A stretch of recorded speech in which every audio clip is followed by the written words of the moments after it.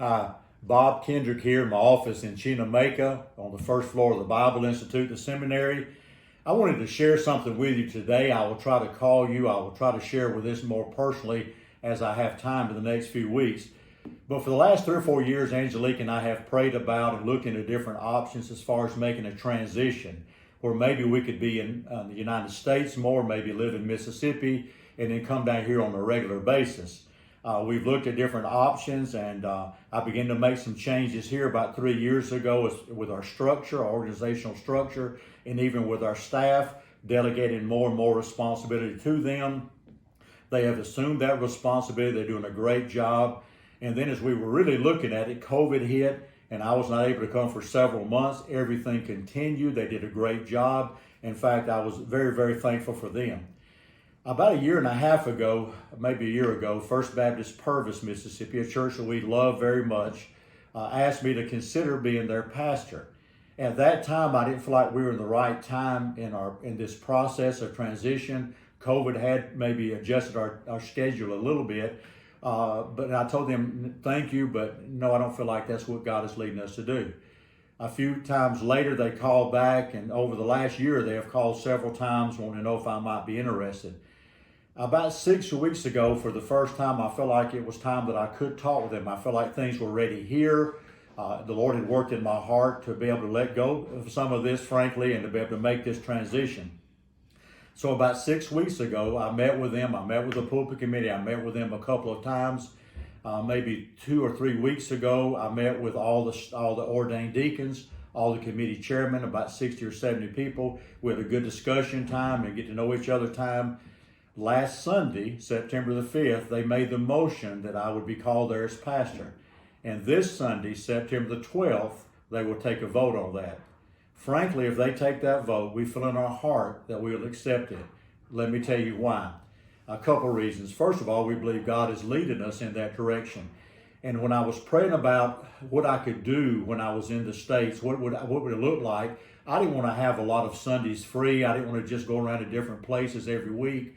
I was praying that God might open a door that would give us something that would be meaningful while we were there, and yet at the same time allow us the freedom to continue to travel to El Salvador.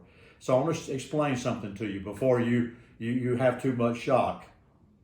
I wrote down 3 things. What does this decision look like in El Salvador? Well, as far as I can tell, nothing's going to change here.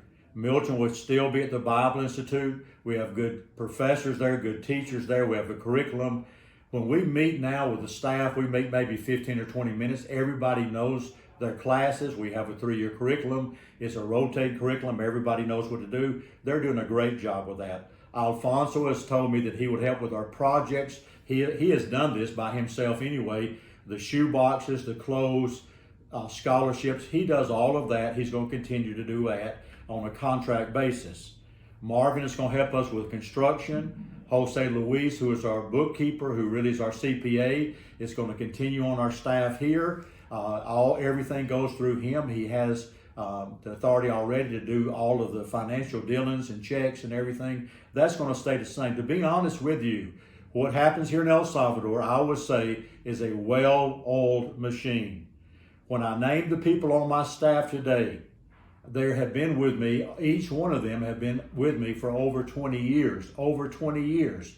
They know me. They know how we're supposed to do things. They know what I like, quite frankly. So nothing's going to change here. The procedural things are going to stay the same. The organization is going to stay the same. The ministries are going to stay the same. The growth is going to continue, okay, first of all. So here in El Salvador, there's not going to be any drastic change.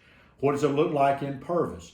Well, as I met with them, one of the things that I began to talk with the committee about right up was El Salvador. But see, the church in Purvis, we already love them, and they already love us, and they already support the ministry in El Salvador. I don't embarrass anybody, but over the last probably 10 years, hundreds of thousands of dollars has been given to this ministry from folks in Purvis. So when I go into First Baptist Purvis, I don't have to sell them to continue to support El Salvador. They're already supporting us, and I think they have pledged to even support us more. They have given me the weeks that I need when I talk to them about traveling back and forth. They've been very gracious. They've been very generous in the time that I can come back and forth. In fact, I'm not even sure when we're going to actually move to Purvis. It may be a month or 2 months or 3 months, but they are allowing us to take the time to find a place we feel comfortable with. So they have been gracious and generous and understanding all along the way. I expect that they're going to be more involved in this ministry, and I really expect that it's going to give me a little more help to raise money even back in the States. What does it look like in Laurel? What about our organization there? Emily will keep on doing our books there. Julie, our CPA, will continue to oversee everything and make sure we're in compliance with our government there. Angelique will continue to stay in touch with our supporters. I will continue to look for new supporters. The thing I want you to understand is the ministries will continue. The ministries will continue. I would never walk away and leave anything hanging here. This is not Afghanistan, okay? We have looked at this for several years, and I feel like everything now is in place where we can do that. And so I want you to know everything will continue. I would have not accepted any position that I was offered other positions, but this is the only position that I felt like would be able to accommodate both of our areas of ministry, and I feel grateful for that. Now I want you to know something today. We have prayed about this, Angelique and I, for weeks and months, but I have absolute peace. I have absolute peace that this is God's will for our life. I believe it's the right time. I believe God's calling us to the right place, and I believe God is has made the most wonderful way for us to make this transition. I told someone the other day I could have done this differently. I could have moved back to Laurel, stayed in that house. I could have come back and forth here some, and everybody would have said, man, you know, what a great ministry.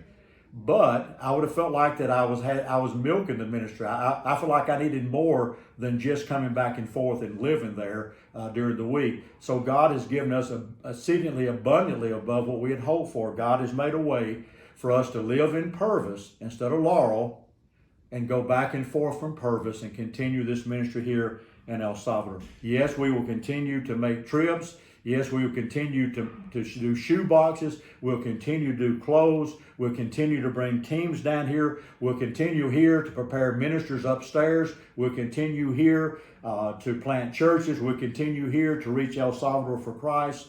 This ministry will continue, and I feel in my heart it's going to grow. I honestly feel in my heart that the best years yet are still ahead. So thank you for being with us since day one. We hope you'll stay with us. We hope you'll keep praying for us, keep giving, and keep coming, because together our heart's desire is to reach El Salvador for Christ. God bless you. Hope to see you soon.